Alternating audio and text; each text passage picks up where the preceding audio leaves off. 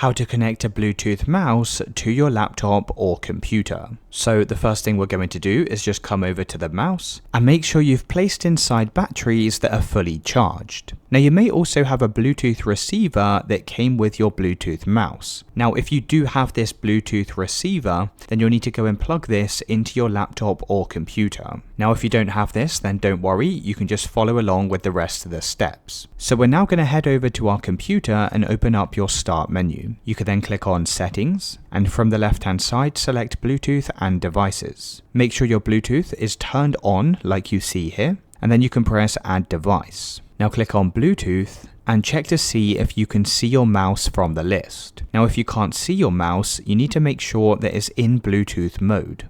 So you can usually do this just by pressing a button combination on your mouse. Now this will differ depending on your model, but once your Bluetooth mouse is in pairing mode, you can then head back over to this window. If you still can't see it, click on Show All Devices, and then just select your Bluetooth mouse from the list. Once it's connected, you can come over to Devices and you should be able to find your Bluetooth mouse from input. As you can see now, I can begin using my mouse without any wired connection.